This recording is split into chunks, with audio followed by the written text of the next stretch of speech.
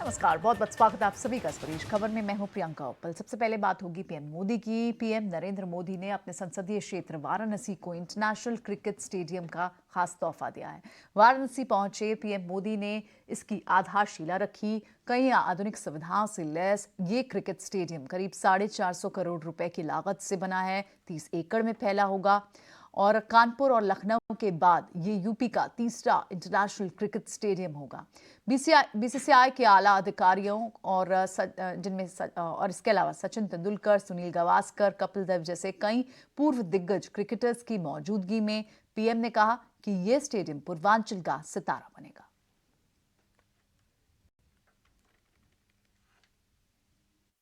ये स्टेडियम न सिर्फ वाराणसी बल्कि पूर्वांचल के युवाओं के लिए एक वरदान जैसा होगा। ये स्टेडियम जब बनकर तैयार हो जाएगा तो इसमें एक साथ 30,000 से ज्यादा लोग बैठ करके मैच देख पाएंगे।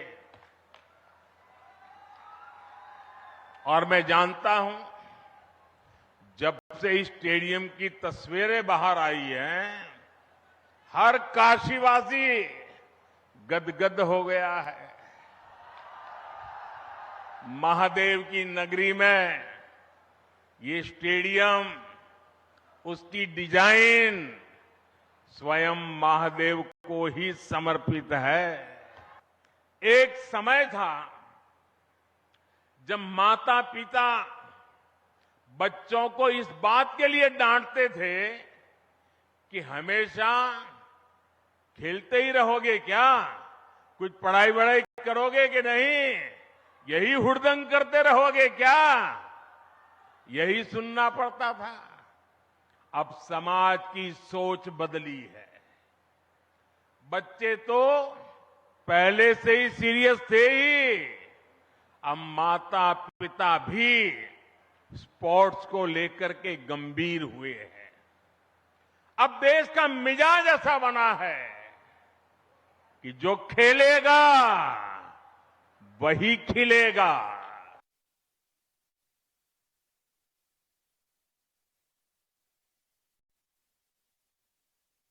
मेरे परिवारजनों, जब खेल का इंफ्रास्ट्रक्चर बनता है, इतना बड़ा स्टेडियम बनता है, तो सिर्फ खेल ही नहीं, स्थानीय अर्थव्यवस्था पर भी उसका सकारात्मक असर होता है।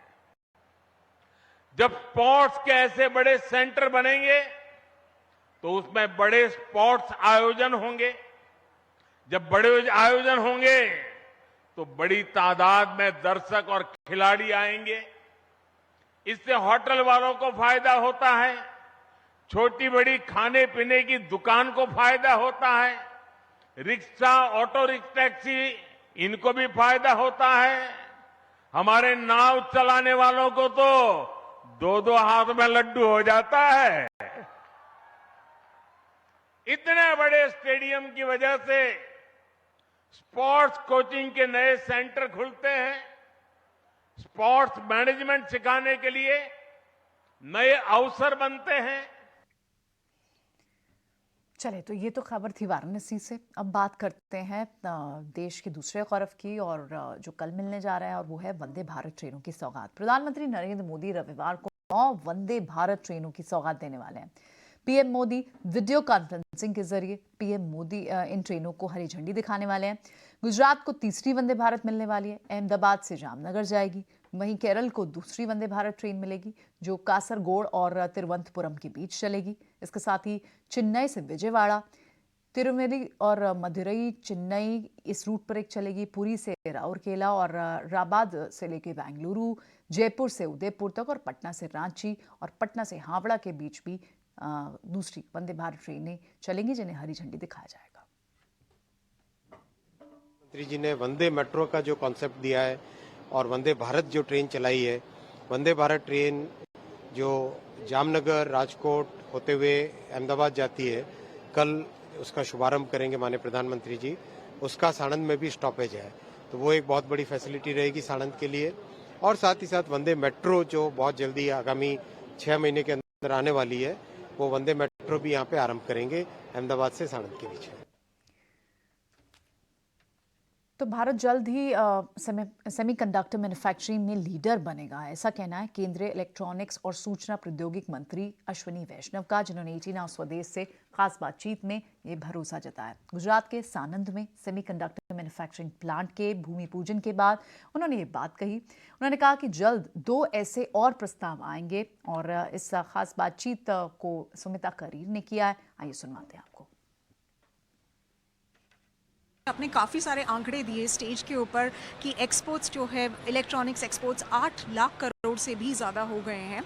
अब ये जो प्लांट यहाँ पे सेटअप हो रहा है उसकी वजह से एक्सपोर्ट इकोसिस्टम जो है इंडिया का किस तरीके से स्ट्रेंथन होगा, बिकॉज इंडिया का एक बहुत बड़ा फोकस है एक्सपोर्ट्स के ऊपर। Definitely Make in India programme को और एक्सपोर्ट के प्रोग्राम को बहुत अच्छा इससे मदद मिलेगी, क्योंकि अगर सेमीकंडक्टर आपका मैन्युफैक्चरिंग दूसरी चीज़ों के साथ है तो उसकी रेजिलिएंट सप्लाई चेन बनती है, तो सप्लाई चेन बहुत भरोसेमंद बनती है, तो उससे बहुत बड़ा बेनिफिट होता है। और जो आज electronics manufacturing, mobile manufacturing, defence manufacturing, aircraft manufacturing, इन सब में जो एक ज़बरदस्त ट्रस्ट दुनिया का बना है मोदी जी की पॉलिसीज़ के कारण, यही मोदी जी की गारंटी है हमारे युवाओं को, यही मोदी जी की गारंटी है भारत के भविष्य को बनाने की, और मोदी जी की यही गारंटी है कि भारत को 2047 तक विकसित भारत बनाने की। चले, तो ये तो बड़ी कुछ खबरें हुई। कुछ और खबरें भी लेकर आते हैं और वो डेल्टा कॉर्प से जुड़ी हुई है। कसिनो चेन डेल्टा कॉर्प को जीएसटी विभाग ने 11,000 करोड़ से ज्यादा का टैक्स नोटिस भेज दिया है। जीएसटी विभाग ने कंपनी पर कम जीएसटी भुगतान करने का आरोप लगाया है और ये नोटिस भेजा है। पूरी डिटेल्स एक बार हर्ष से समझते हैं। हर्ष, क्या डिटेल्स और आ रही हैं? ये नोटिस का अमाउंट 11 करोड़ तक का बताया जा रहा है और डेल्टा कॉर्प भी इसकी रिटेलिएशन में एक जवाब देने की बात कर रहा है। क्या कुछ डिटेल्स आ रही हैं आपके पास अभी? Correct. So actually total liability 17,000 crore के आसपास है, इंक्लूडिंग लायबिलिटी जो कि कंपनी पे लेवी हुआ है और उनके सब्सिडरीज पे लेवी हुआ है। कंपनी पे अराउंड 11,200 करोड़ का लायबिलिटी लेवी हुआ है, और जब सब्सिडरीज की बात करें तो अराउंड 5,000 ऑड करोड़ की लायबिलिटी है जीएसटी की। अब ये जो नोटिस आई है वो जीएसटी हैदराबाद इंटेलिजेंस से आई है, और ऑफ कोर्स इसके बाद अगर कंपनी का रिस्पांस ना आया तो इस पे शो कॉज नोटिस भी लागू किया जाएगा ये कंपनी पे। और जब देखे तो ये नोटिस एक्चुअली है टैक्स लायबिलिटी जो कि 2017 जुलाई से शुरू होती है मार्च 2022 तक का। अब कंपनी की मार्केट कैप इटसेल्फ जो है 4,700 ऑड करोड़ है, लायबिलिटी अराउंड 17,000 करोड़ है। स्टॉक काफी फ्लैट था फ्राइडे को और वीक में भी, और आगे जाके ऑफ कोर्स देखना पड़ेगा कि स्टॉक पे इसका क्या असर पड़ेगा। पर ये जो क्लेम है वो एक्सपेक्टेड था, और ये क्लेम इसी वजह से हुआ है क्योंकि गवर्नमेंट ने क्लैरिफिकेशन लाया है कि ग्रॉस बेट वैल्यू पे जीएसटी चार्ज किया जाएगा। तो ये रेट्रोस्पेक्टिव जीएसटी चार्ज किया गया है डेल्टा कॉर्प पे। ये बताने के लिए, लेकिन पहले भी ये सुर्खियों में आया था जब जीएसटी की बात हुई थी, लेकिन यहाँ तो टैक्स इवेजन, जीएसटी की इवेजन की बात हो रही है पिछले 5 साल में, और एक बड़ा फिगर है, तो देखना होगा सोमवार को स्टॉक कैसे रिएक्ट करता है। शुक्रिया हर्ष ये पूरी खबर बताने के लिए। ठीक है, तो इस खबर पर तो सोमवार को एक बार देखना होगा कि किस तरह से रिएक्शन होता है। नेगेटिव खबर है, जाहिर तौर पर रिएक्शन होगा। लेकिन कॉर्पोरेट जगत से दूसरी खबरें, दूसरी लिस्टेड फर्म्स की जो खबरें लेकर आते हैं, और यहाँ पर कुछ प्रोडक्शन टारगेट्स श्री सीमेंट ने दिए हैं। अगले 2 साल में उनकी प्रोडक्शन प्लान्स किस तरह के पैन आउट हो रहे हैं, इस सब पर बात किया है हमारे संवाददाता अनुराग श्रीवास्तव ने। उनकी आगे की क्या प्लान है, अनुराग शाह ने, आइए उनसे उनकी इस इंट्रैक्शन को सुनते हैं। आप इतने बड़े कारोबार में है सीमेंट के अंदर, तो किस तरह की डिमांड पैन आउट हो रही है? इंडिया ग्रोथ स्टोरी कैसी आपको लग रही है, और आगे चल के क्या आपको जो डिमांड का सिनेरियो है वो काफ़ी अच्छा लग रहा है, और फेस्टिव सीजन को भी हम देख रहे हैं और ये डिमांड बनी रहेगी? डिमांड इंडिया में ऊपर नीचे होती रहेगी, बट अगर हम 10 साल का व्यू लें, 5 साल का व्यू लें, और इंडस्ट्री में ये 2-2 महीना 4-4 महीने का व्यू का कोई मीनिंग नहीं है। अगर हम 5 से 10 साल का व्यू लें तो इंडिया में 7-8% हर साल डिमांड ग्रोथ एवरेज में होती रहेगी। So that is a very big demand growth. India आज वर्ल्ड के अंदर में नंबर 1 सीमेंट प्रोड्यूसर बन गया है। दो हमारी इकोनॉमी 4th 5th होगी, पर चाइना के बाद सबसे ज्यादा सीमेंट एंड बाई फार हम 3 गुना अमेरिका से सीमेंट बनाते हैं ज्यादा, जो कि 3rd हाईएस्ट है। तो हम अगर चाइना को छोड़ दें तो हमारा सीमेंट प्रोडक्शन लेवल बहुत ज्यादा है। और सर, क्या हमने देखा है पिछले दिनों आप एक्विजिशन वगैरह के अंदर इंटरेस्टेड थे लेकिन बातचीत नहीं बनी, तो आगे चल के भी आपकी कोई योजना रहेगी? अगर रहेगी तो कहां पर आप एक्विजिशन के बारे में सोचेंगे? देखिए, पहले तो सेकंड क्वेश्चन का जवाब तब होगा जब योजना बनेगी। मेरी कोई योजना नहीं है नेक्स्ट 5 साल में कोई एक्विजिशन करने का, बिकॉज हम लोग अपने ही जो प्रोजेक्ट पहले चालू किए थे उनको कंप्लीट करेंगे, नया प्रोजेक्ट चालू करेंगे। हम करीब 2 साल में आज जो 50 मिलियन है उससे 68 मिलियन टन बन जाएंगे। ठीक है, तो आगे के प्रोडक्शन प्लान उन्होंने बताया कि वो अपने प्रोडक्शन प्लान को स्पैन आउट करके अब 68 मिलियन टन तक कर देंगे, जो अभी एग्जिस्टिंग कैपेसिटी 50 मिलियन टन के आसपास है। बढ़ेंगे आगे और अब बात करेंगे ग्लोबल बॉन्ड इंडेक्स में इंडिया के बॉन्ड्स की इंक्लूजन की। भारत की 28 जून 2024 से जेपी मॉर्गन के ग्लोबल बॉन्ड इंडेक्स में एंट्री होने वाली है और एक पॉजिटिव खबर है। इसे एक बार पूजा से समझते हैं, कितने इनफ्लोज आ सकते हैं, कितना पे करंट मार्केट शेयर है और कितना तक ये बढ़ सकता है। पूजा बताएं पूरी खबर। भारत के बॉन्ड मार्केट के लिए एक बड़ी खबर, और भारत जेपी मॉर्गन के ग्लोबल बॉन्ड इंडेक्स में शामिल होगा। यहाँ पर 28 जून से इंक्लूजन शुरू होकर 10 माह चलेगा। हम आपको बता दें कि इमर्जिंग मार्केट डेट इंडेक्स में भारतीय बॉन्ड शामिल होंगे, जिसके जरिए करीब 2000 से 2200 करोड़ डॉलर निवेश आने की उम्मीद है। इसमें 33,000 करोड़ के 23 सरकारी बॉन्ड जो है वो इंक्लूजन के योग्य होंगे, और ग्लोबल बॉन्ड इंडेक्स में भारत का वेटेज अधिकतम 10% बढ़ जाएगा, जो कि अभी तक 2% था। और आपको बताते हैं कि 2023 में विदेशी निवेशकों ने करीब 3.4 बिलियन डॉलर का यहाँ पर बॉन्ड भी खरीदे थे। तो अब इस इंक्लूजन के बाद माना जा रहा है कि भारत में बॉन्ड मार्केट की जो प्रेजेंस है वो और ज़्यादा बढ़ेगी, और इसके ज़रिए भारत में और भी विदेशी निवेशक आना शुरू होंगे बॉन्ड मार्केट के ज़रिए। ठीक है, बिल्कुल। तो ये बड़ा इन्फ्लो आएगा और इस पर एक बड़े रिएक्शंस भी आ रहे हैं। ग्लोबल बॉन्ड इंडेक्स में अगर भारत शामिल होता है तो इस फैसले का स्वागत किया, और ये स्वागत कई सारे फाइनेंशियल मार्केट से और पॉलिटिकल जगह से भी आ रहे हैं। आर्थिक मामलों के सचिव अजय सेठ ने इसका स्वागत किया है। उन्होंने कहा कि ये कदम भारत की मजबूत इकॉनमी में ग्लोबल भरोसे को जताता है। आइए सुनवाते हैं आपको। ये जो निर्णय लिया गया है और ये कि काफ़ी वेलकम निर्णय है, और इसका सीधा एक अर्थ निकालें कि जो भारत की अर्थव्यवस्था है, सुदृढ़ अर्थव्यवस्था, उसके बारे में एक बड़ा ही स्ट्रॉन्ग कॉन्फिडेंस इंडिकेट करता है ये। और वक्त एक छोटे से ब्रेक का है। ब्रेक के बाद नागपुर से खबर आपको बताएंगे, जहां भारी बारिश से काफी नुकसान हो रहा है। कई मिनट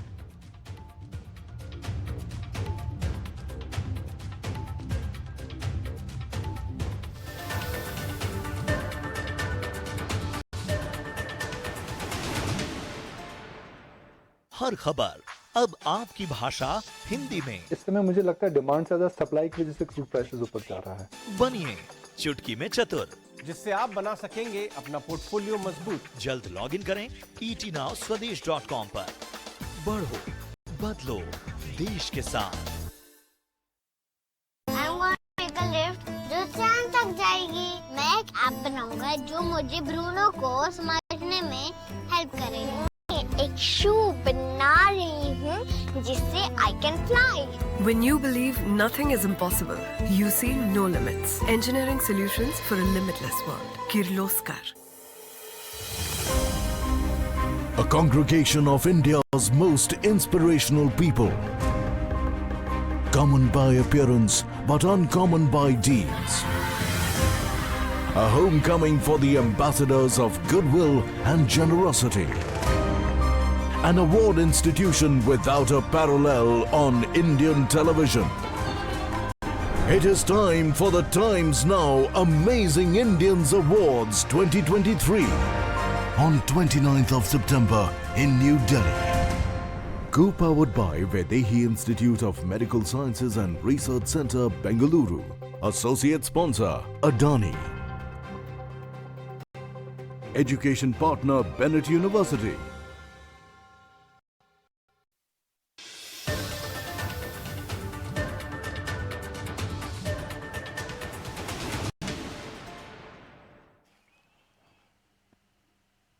ब्रेक के बाद एक बार फिर आपका स्वागत। अब जानबूझकर कर्ज नहीं चुकाने वालों पर सख्ती बढ़ने वाली है। आरबीआई ने विलफुल डिफॉल्टर्स के लिए एक ड्राफ्ट सर्कुलर जारी कर दिया है। क्या है ये पूरी खबर, डिटेल समझते हैं अंकुर मिश्रा से। अंकुर बताएं। रिजर्व बैंक ऑफ इंडिया ने विलफुल डिफॉल्टर्स के नियमों में बदलाव के लिए एक ड्राफ्ट नोटिफिकेशन जारी किया है और इस पर कमेंट्स मांगे हैं 31 अक्टूबर तक।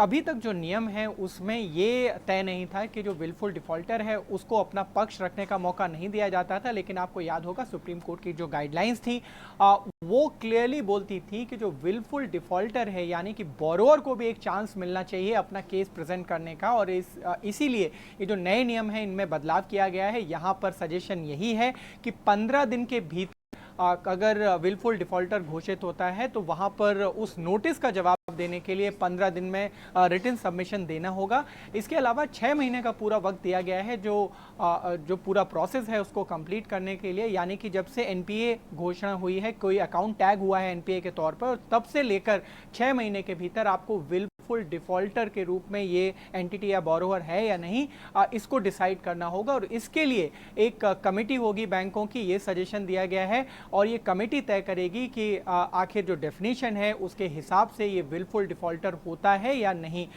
इसके अलावा जो सेल होती है अकाउंट की एआरसी को, यहाँ पर भी एक क्लैरिफिकेशन दिया गया है।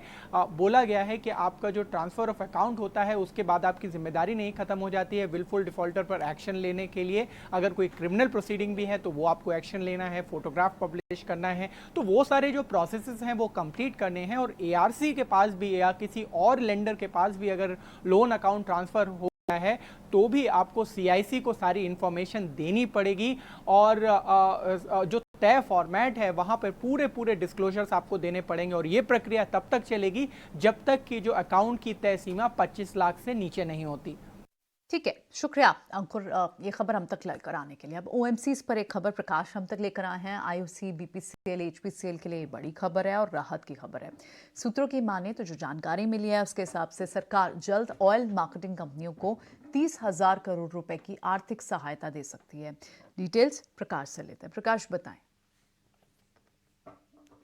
देखिए, ऑयल मार्केटिंग कंपनीज के लिए बड़ी खबर है और राहत की खबर है। सूत्रों के हवाले से जो जानकारी हमें मिल रही है उसके हिसाब से सरकार जल्द ही ऑयल मार्केटिंग कंपनीज के लिए 30,000 करोड़ रुपए की जो फाइनेंशियल सपोर्ट है वो जारी कर सकती है। सूत्र हमें बता रहे हैं कि वित्त मंत्रालय के एक्सपेंडिचर फाइनेंस कमेटी ने इस प्रस्ताव को अपनी मंजूरी दे दी है और अब पेट्रोलियम मंत्रालय कैबिनेट से फाइनल अप्रूवल की मांग करेगा। तो जाहिर तौर पे ऑयल मार्केटिंग कंपनीज को जल्द ही बड़ी राहत मिलने जा रही है। जैसा कि आपको पता है कि सरकार ने बजट में ऑयल मार्केटिंग कंपनीज के लिए 30,000 करोड़ रुपए के फाइनेंशियल सपोर्ट की घोषणा की थी उनके ग्रीन इंफ्रा प्रोजेक्ट्स के लिए, लेकिन सरकार ये चाहती है कि ये जो रकम है ऑयल मार्केटिंग कंपनीज को सब्सिडी के तौर पर न दी जाए, बल्कि वित्त मंत्रालय इसके बदले में कंपनीज में इक्विटी की मांग कर रहा है।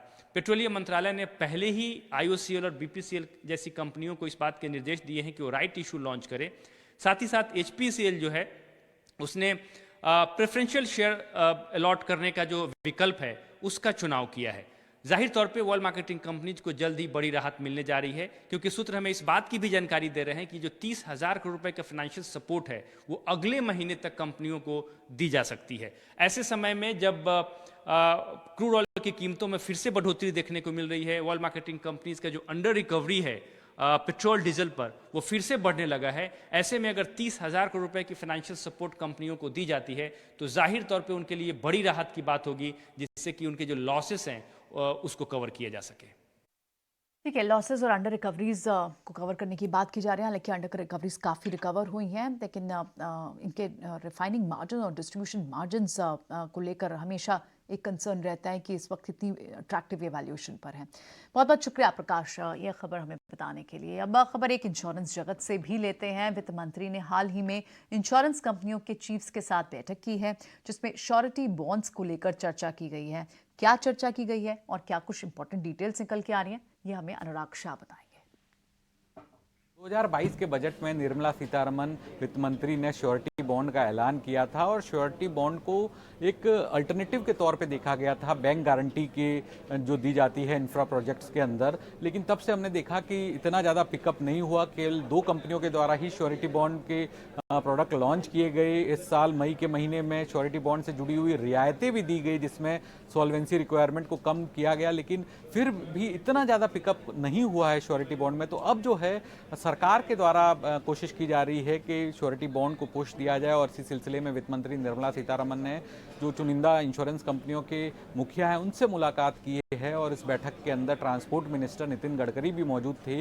इसके पीछे मकसद यही है कि जिस तरह से अगले 5 साल के अंदर 100 लाख करोड़ तक इंफ्रास्ट्रक्चर प्रोजेक्ट जो है वो पाइपलाइन में है और वहाँ पर 90 लाख करोड़ तक की जो है बैंक गारंटी की जरूरत होगी और बैंकें जो है आनाकानी करती है इंफ्रास्ट्रक्चर प्रोजेक्ट्स के अंदर बैंक गारंटी देने की, तो श्योरिटी बॉन्ड उसका विकल्प के तौर पर हो सकता है। तो सरकार यही चाहती है कि इंश्योरेंस कंपनियां हैं जो श्योरिटी बॉन्ड के ज़्यादा से ज़्यादा प्रोडक्ट लेके आए, जिसमें जो बैंक गारंटी का अल्टरनेट के तौर पे इसे तैयार किया जा सके और इंफ्रास्ट्रक्चर के अंदर जो ज़रूरत है, जो लिक्विडिटी बढ़ाने की, वो श्योरिटी बॉन्ड के जरिए बढ़ाई जा सके। तो श्योरिटी बॉन्ड एक तरह का प्रोडक्ट है जहां पर इंश्योरेंस कंपनी के द्वारा प्रीमियम के जरिए जो प्रोजेक्ट है, इंफ्रास्ट्रक्चर प्रोजेक्ट है, उसके पूरे होने की गारंटी दी जाती है। जहां पर हमने देखा है कि बैंकें जो है वो इंफ्रास्ट्रक्चर सेक्टर में डिफॉल्ट और एनपीए को देखते हुए बैंक गारंटी की आनाकानी करती है, तो श्योरिटी बॉन्ड उसका विकल्प है। और जिस तरह से सरकार अब पुश कर रही है तो इंश्योरेंस कंपनियों के लिए भी एक पॉजिटिव डेवलपमेंट है कि उनके लिए काफ़ी बड़ा मार्केट हो सकता है श्योरिटी बॉन्ड का, क्योंकि ग्लोबली हमने देखा है कि $30 बिलियन का जो है वो मार्केट है श्योरिटी बॉन्ड का और भारत में ये आने वाले दिनों के अंदर काफ़ी बड़ा डेवलप हो सकता है। है, बड़ा मार्केट साइज है और ये काफ़ी डेवलप हिंदुस्तान में हो सकता है। शुक्रिया अनुराग ये खबर बताने के लिए। अब नागपुर की खबर का रुख करते हैं, जब भारी बारिश के कारण काफ़ी कहर ढा दिया है मौसम की तरफ से। कल रात भर हुई भारी बारिश की वजह से नागपुर के कई इलाकों में पानी भर गया है। अंबाझरी लेक ओवरफ्लो होने के चलते शहर के निचले इलाकों में पानी घुस गया है, जिससे बाढ़ जैसे हालात बने हुए हैं। मौसम विभाग के मुताबिक नागपुर में 106 mm बारिश दर्ज की गई है। एनडीआरएफ और एसडीआरएफ की टीमें रेस्क्यू ऑपरेशन में लगी हुई हैं और अब तक कुल 150 लोगों को रेस्क्यू भी किया जा चुका है। राहत बचाव के लिए सेना की 2 यूनिट्स को भी बुलाया गया है।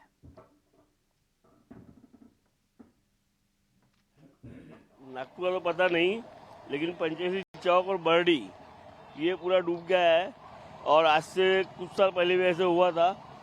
कारपोरेशन ने जो नाला या नदी जो भी है उस पर सुरक्षा दीवार बनाई हुई है, तो ये शौचालय के पीछे की सुरक्षा दीवार इन्होंने तोड़ा सफाई के लिए, वो वापस बनाई नहीं। ये पानी पूरा वहाँ से जो दिख रहा है आपको आते हुए, वो पानी वो सुरक्षा दीवार जो टूटी हुई वहाँ से अंदर आ रहा है इधर, तो ये पानी और बढ़ेगा इधर। और कारपोरेशन ने करोड़ रुपए वसूली किया दुकानदारों से सफाई के नाम पे। हमारे यहाँ से 3000 रुपये की वसूली करके लेके गए सफाई के नाम पे कि नाला सफाई करके। लेकिन आज ये हालत आप सब देख रहे हैं कि पूरी गलती कारपोरेशन की है।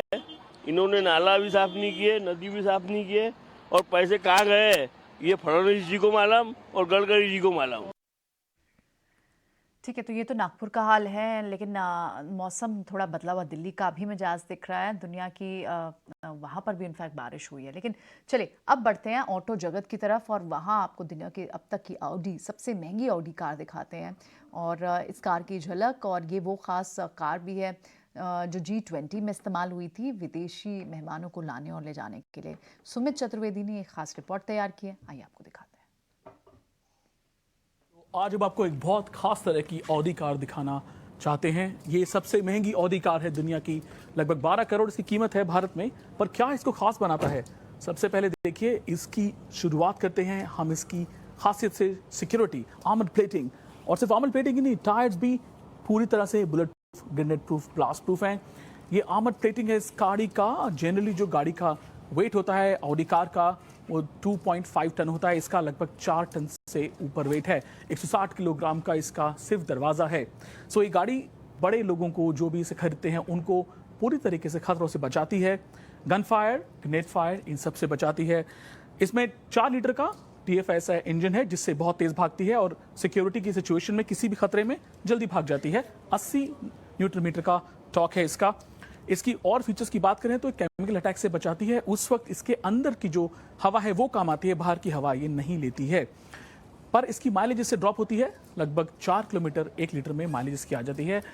लग्जरी फीचर्स इसमें सब वही हैं जो हर जगह होते हैं, हर वक्त होते हैं, पर इसके अलावा ये बहुत ही प्रोटेक्टेड गाड़ी है। अभी G20 सम्मेलन जो हुआ था भारत में, वहाँ पे कई बड़ी हस्तियों ने इस गाड़ी को इस्तेमाल किया था। इसमें काफ़ी सिक्योरिटी हो जाती है। दूसरी, ये उस तरह के सिचुएशन से निकाल के ले जाती है आपको। फायर एक्सटिंग्विशर है इसमें, आग लगती है तो नीचे से धुआं निकलता है, नीचे से आपको एक्सटिंग्विशर से आपका जो कहते हैं कि आग है वो बुझ जाती है। इसमें कॉन्वॉय का सिस्टम भी है। अगर हम एक कॉन्वॉय में चल रहे हैं तो पीछे की लाइट और आगे की लाइट जलेंगी जिससे पता लगेगा कि कॉन्वॉय चल रहा है। सब फीचर्स के साथ ये लगभग 12 करोड़ की आती है, 12 करोड़ रुपए की भारत में आती है और स्पेशली मेड की जाती है। इसके सर्विस सेंटर भी स्पेशल होते हैं, स्पेशली ट्रेन्ड टेक्नीशियन होते हैं जो इसको सर्विस करते हैं। 28 बेस हैं दुनिया भर में इसके लिए, जो सर्विस सेंटर होते हैं इसके, वहाँ से लोग आते हैं और इसको सर्विस करके जाते हैं। इसको चलाने की ट्रेनिंग भी दी जाती है। फुली आर्मर्ड प्लेटिंग के साथ ये गाड़ी है। दुनिया में काफ़ी गाड़ियाँ बिकती हैं, कहना मुश्किल है कितनी बिकती हैं, पर काफ़ी लोग इन्हें लेते हैं हर साल और इंडिया में ये गाड़ियाँ भी काफ़ी बड़ी संख्या में मौजूद हैं। सुमित चतुर्वेदी, ET नाउ स्वदेश के लिए, नई दिल्ली से। चलिए, तो सुमित ने तो ये एक अच्छी रिपोर्ट दी ही, लेकिन एक अच्छी खबर जो ET नाउ स्वदेश के व्यूअर्स को मैं बतानी है वो है एक और सम्मान की। CPAI ने ET नाउ स्वदेश को कमोडिटीज़ के लिए इमर्जिंग बिजनेस चैनल का अवार्ड दिया है। CPAI यानी commodity participants association of India, commodity brokers का देश का सबसे बड़ा ये संगठन है।